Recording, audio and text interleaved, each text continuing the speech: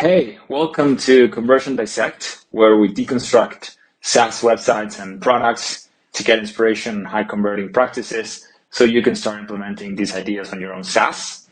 Today, we are reviewing SocialSense, and big shout out to Harshi and Rohan here from SocialSense who suggested I should dissect their site, so thank you for that. And if you want your website dissected, feel free to send me a message or comment below. Before getting started, quick disclaimer, I have no professional relationship with the team at SocialSense, and this video's intention is reviewing a product and proposing different ways to boost conversion rates, not critique or disrespect other people's work. So let's get started.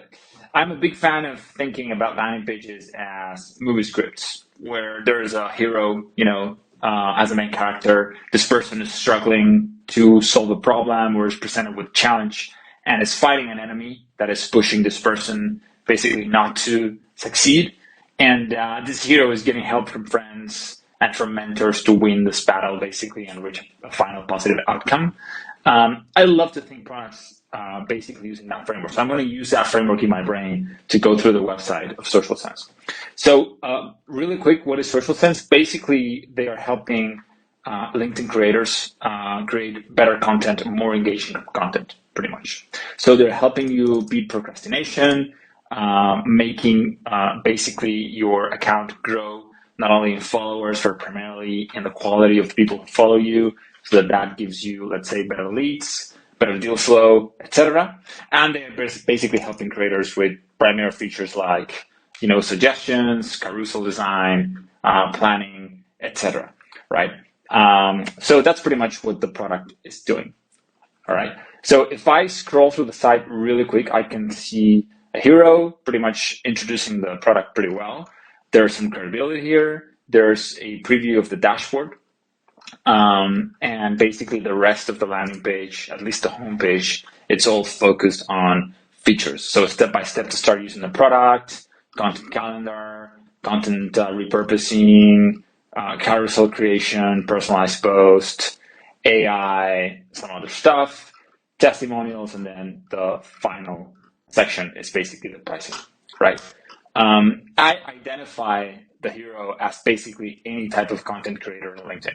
That's pretty much my identified hero so far. And I think it's the job here copy-wise is pretty well executed, because the site is basically talking directly to this person.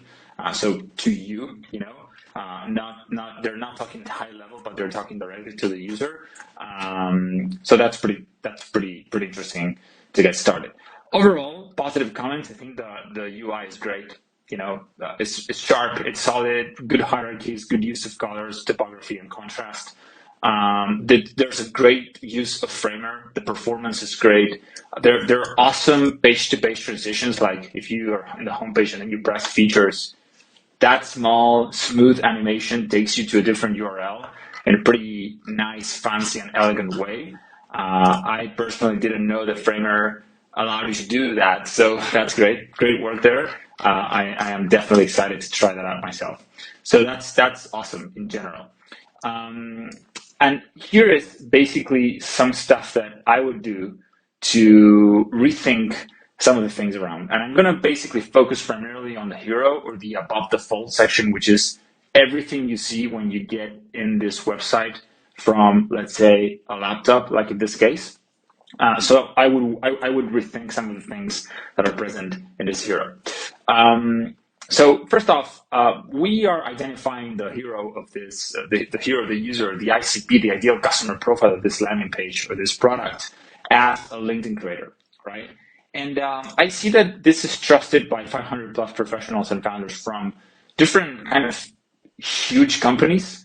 And some of the pains that are being addressed here might not necessarily be that basically well targeted.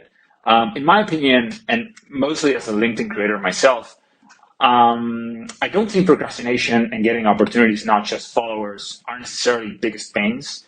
I think there are other pains that creators go through. So for instance, this quality of content, LinkedIn has this problem where there's a ton of quantity over quality, and creating really high quality pieces of content takes a lot of work. a lot of work.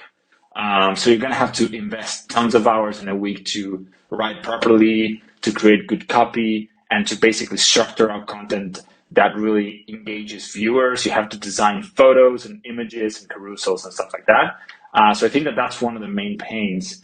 And then there are probably more additional pains related to that, like, tools that you have to use on LinkedIn to engage more, like commenting on other posts, or maybe using automated tools to add more contacts to your list, so you can start growing your potential audience, etc. So I think I would rethink the message here a little bit to address that pain much more. And I would also rethink the layout. There's too much text in here, in my opinion. I think I would reduce the amount of text, and I would also switch things around and stop using this sort of left column, right column, and I put everything in the center, where I would have just one main title that I would do much more powerfully, addressing those pains. And then I would use, for instance, this thing here as the H2 or subtitle.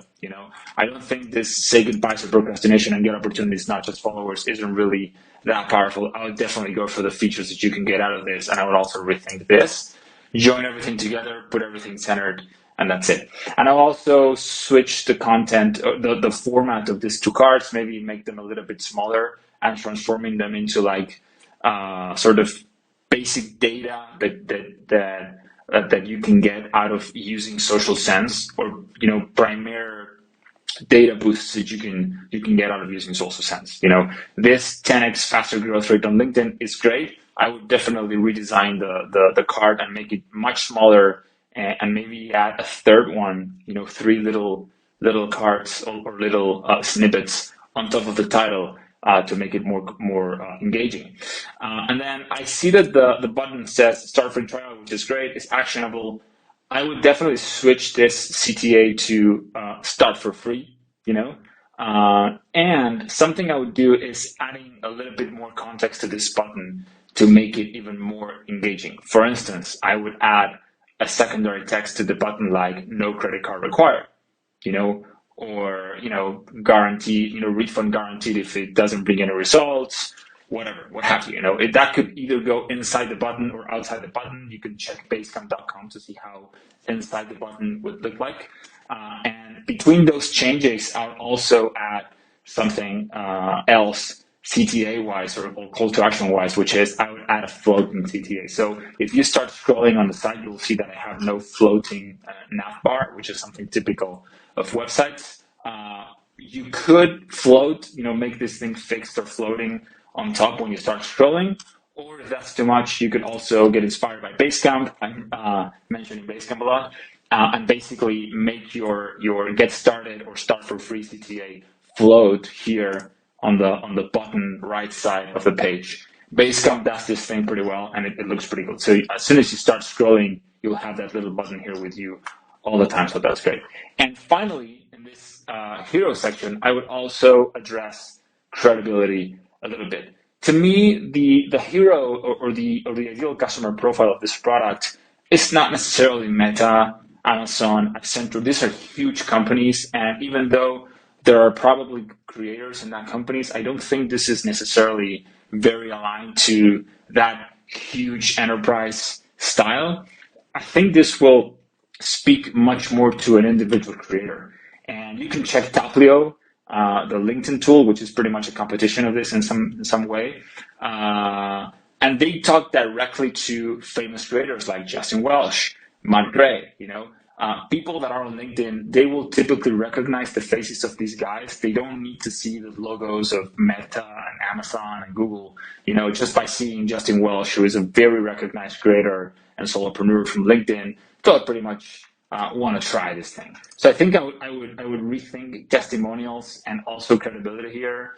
And maybe I would just focus on getting, a bit better testimonials than this one's, maybe 2, 3 max, really good testimonials that show real creators that you can actually link their LinkedIn profiles to the website so that people that are visiting this can open that profile in a new tab and see how they're actually using SocialSense. And I would focus on just those 2 to 3 stories. I think that's going to be enough, but it's much powerful than this enterprisey logos that, are really, really great. They are definitely credible. I mean, you could have Google or Meta employees as users, but I think a LinkedIn creator would see much more interesting Justin Welsh here or Matt Gray here or any other creator than basically Coinbase. So that's my take on this. So this is pretty much what I would do on Hero, and I'm going to wrap up the video here because it's too long at this point, over 10 minutes. But overall, to wrap up, I think the landing page has a great UI. The copy is pretty good. The product looks great. But I think it's a very product and feature-oriented website. I would definitely switch things around a little bit to think more about the movie framework, as I was mentioning when I started this video. So add more pains, how creators are addressing those pains with SocialSense. What's the enemy here, and how SocialSense helps these creators win that fight with all the features and solutions that the product has to offer, So I think there's a lot of stuff you can play around with that. Real metrics you can obtain with the product, before SocialSense, after SocialSense, or without SocialSense, and with SocialSense. There's actually a really good reference of Basecamp that I think they removed from the site, but they used to use a lot previously, which was, like before Basecamp, you would use Google Docs, Sheets, Slack, Dropbox for storage, Asana for project management, all these tools. And now you have one centralized tool that allows you to do everything in just one space. And I think SocialSense could definitely, address the pains of the user just like that. So I think I would definitely rethink the site a little bit more, but using that concept of the movie script, the hero, the enemy, and the mentor, and the solution as a reference. So SocialSense team, I hope this helps, brings more ideas to the table.